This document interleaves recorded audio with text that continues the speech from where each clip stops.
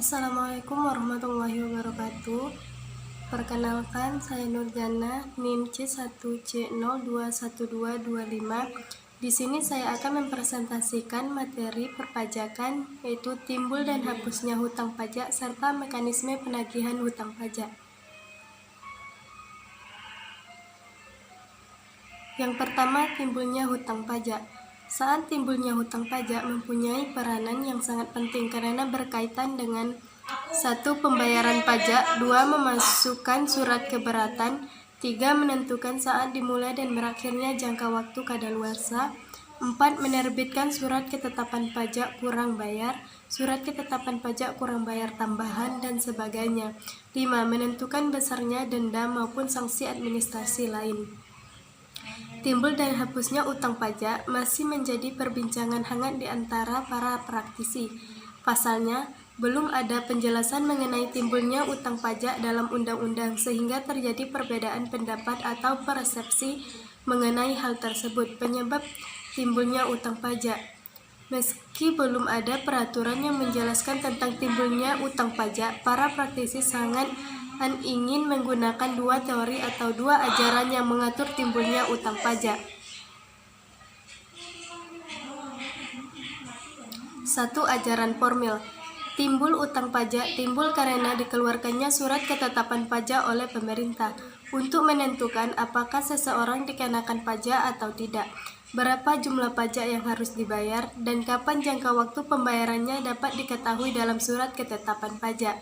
Ajaran ini konsisten dengan penerapan Official Assessment System. Kedua, ajaran material. Hutang pajak timbul karena diberlakukannya Undang-Undang Perpajakan. Dalam ajaran ini, seseorang akan secara aktif menentukan apakah dirinya dikenakan pajak atau tidak, sesuai dengan peraturan perpajakan yang berlaku. Ajaran ini konsisten dengan penerapan Self Assessment System. Kedua, penagihan pajak.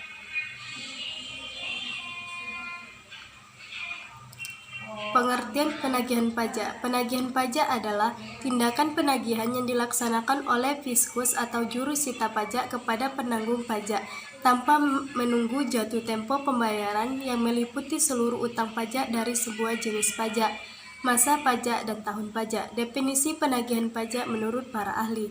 1. Definisi penagihan pajak menurut Sumitro 1996 halaman 17, yaitu penagihan pajak adalah perbuatan yang dilakukan Direktorat Jenderal Pajak karena wajib pajak tidak mematuhi ketentuan Undang-Undang Pajak, khususnya mengenai pembayaran pajak yang terutang.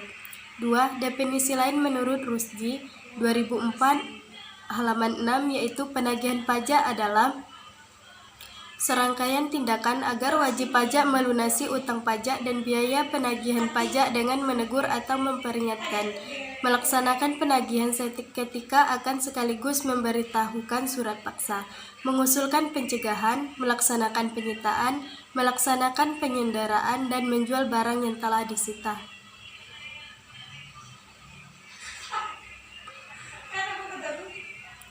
Tindakan penagihan yang dilaksanakan oleh fiskus atau juru sita pajak kepada penanggung pajak tanpa menunggu jatuh tempo pembayaran, yang meliputi seluruh utang pajak dari sebuah jenis pajak, masa pajak, dan tahun pajak. Kegiatan penagihan ini dilakukan oleh bagian penagihan di kantor pelayanan pajak tempat wajib pajak terdaftar. Jenis penagihan pajak. 1. Penagihan pasif.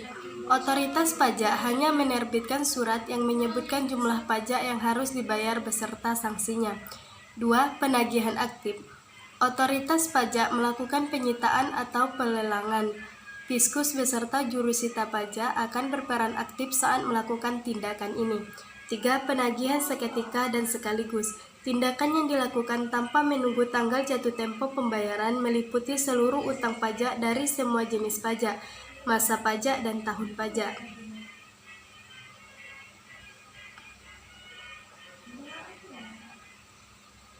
Surat paksa.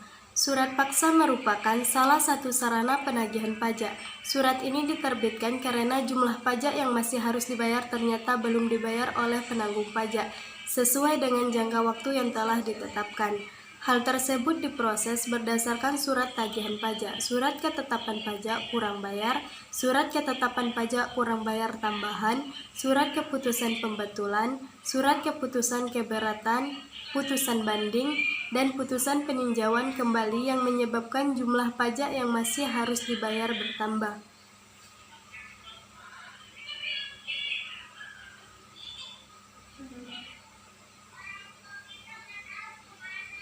Mekanisme penagihan pajak dengan surat paksa. 1. 7 hari setelah jatuh tempo, jika hutang pajak tidak dilunasi, maka akan diterbitkan surat teguran kepada wajib pajak. 2. 21 hari setelah diterbitkan surat teguran, masih belum juga dilakukan pelunasan, maka diterbitkan surat paksa. 3. Setelah 2 kali 24 jam surat teguran terbit, belum dilaksanakan pelunasan, maka diterbitkan surat perintah melaksanakan penyitaan. 4. 14 hari setelah dilakukan tagihan dengan surat paksa belum juga ada pelunasan, maka diterbitkan surat perintah untuk mengumumkan tentang pelelangan surat umum. 5. 14 hari setelah pengumuman belum juga lunas, maka dikenakan sanksi berupa tindakan pelelangan di muka umum. 6. Bagi penunggak pajak lebih dari 100 juta belum melunasi hutang pajaknya karena hasil lelang lebih kecil dari hutang pajak, maka dapat dikenakan sanksi penjara kurungan selama 6 bulan dan dapat diperpanjang lagi selama 12 bulan. Penyanderaan tidak mengakibatkan hapusnya hutang pajak dan terhentinya pelaksanaan penagihan atau paham imperatif.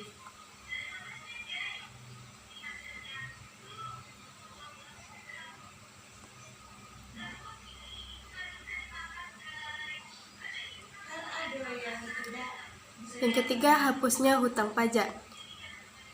Yang pertama, pembayaran atau pelunasan. Kedua, kompensasi. Ketiga, kadaluarsa. 4, pembebasan atau penghapusan.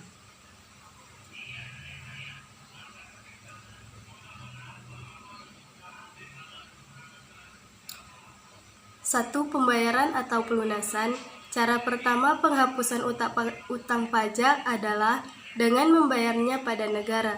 Pembayarannya secara lunas dalam bentuk sejumlah uang oleh wajib pajak ke kas negara. Dalam hal ini, wajib pajak dapat membayar sendiri atau menguasanya pada pihak lain selama pihak tersebut bertindak atas nama wajib pajak yang memiliki utang pajak. Selain itu, pembayaran ini perlu menggunakan mata uang yang berlaku di Indonesia. Dalam hal ini adalah rupiah. 2. Kompensasi. Kompensasi dapat dilakukan jika wajib pajak memiliki kelebihan dalam membayar pajak sehingga dapat digunakan untuk membayar utang pajak. Kelebihan bayar pajak sendiri dapat terjadi karena berbagai hal seperti perubahan undang-undang pajak, kekeliruan pembayaran, adanya pemberian pengurangan, dan sebagainya. Karena itu, kelebihan pajak ini dapat dikreditkan. Wajib pajak dapat menghapus utang pajak menggunakan cara ini dengan syarat ia wajib mengajukan sendiri kepada pejabat pajak. Selain itu, wajib pajak tidak bisa mengkompensasikan utang pajak dengan utang biasa.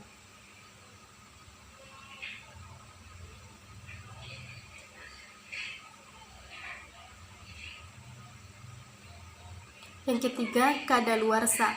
Kadaluarsa di sini adalah kedaluarsa penagihan. Melansir dari DJP, hak untuk menagih pajak kadaluarsa setelah melampaui waktu 5 tahun terhitung sejak tanggal terutang pajak atau berakhirnya masa pajak, bagian tahun pajak atau tahun pajak yang bersangkutan. Kedaluarsa penagihan pajak dapat dicegah dengan melakukan penagihan teguran dan pengakhiran dengan mengajukan permohonan keberatan atau penangguhan. Selain itu, ada 2 macam kadaluarsa dalam hal utang pajak. Pertama adalah kadaluarsa lemah atau penagihannya kadaluarsa. Kedua adalah kadaluarsa kuat atau utangnya kadaluarsa. Keempat, pembebasan atau penghapusan. Alternatif lain untuk menghapus utang pajak adalah dengan cara pembebasan. Namun, pembebasan di sini pada umumnya bukan berarti menghilangkan pokok utang pajak.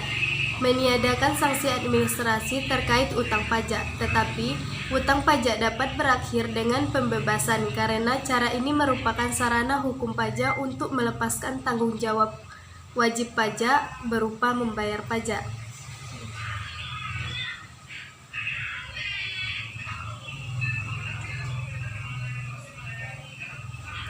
Baiklah, itulah presentasi dari saya. Lebih dan kurangnya saya mohon maaf dan saya akhiri. Wassalamualaikum warahmatullahi wabarakatuh.